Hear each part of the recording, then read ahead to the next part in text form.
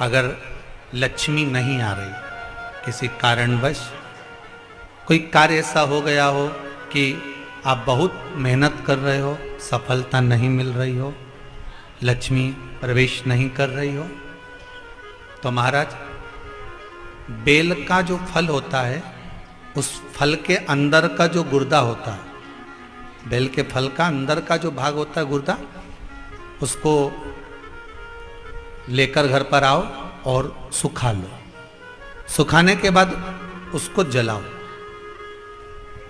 जलाकर उसकी भस्म तैयार करो। उस भस्म को अच्छा बढ़िया पीस लो, पीस कर कपड़े से छान लो महाराज। उसको छान कर जब आप शंकर भगवान का पूजन करने के लिए शिव मंदिर में जाएं महाराज,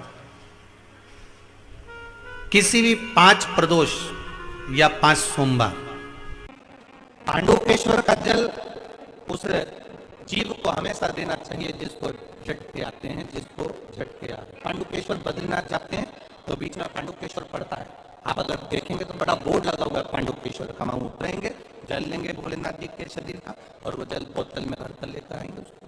पांडुकेश्वर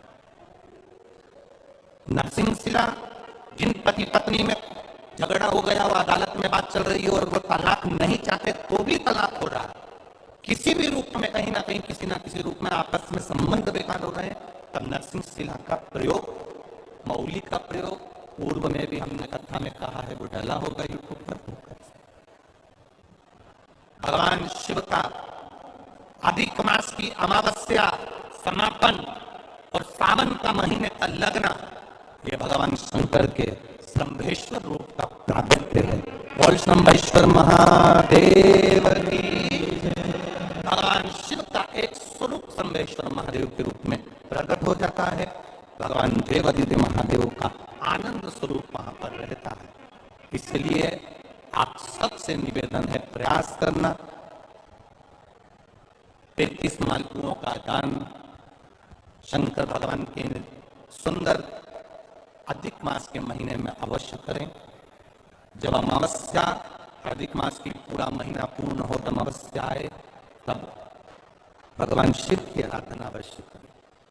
16 अगस्त का दिन है, आप लोगों को हमारी तरफ से भी विनती है, बन सके तो सीहोर में बाबा की कावड़ है 10 किलोमीटर की, आप दोनों हाथ बाबा की कृपा से कावड़ भरकर, कितना भी कर्जा जिंदगी में हो रहा हो, कितना भी दुख हो रहा हो, बाबा की एक बार कावड़ सीवन नदी की बाबा को समर्पित दिल के साथ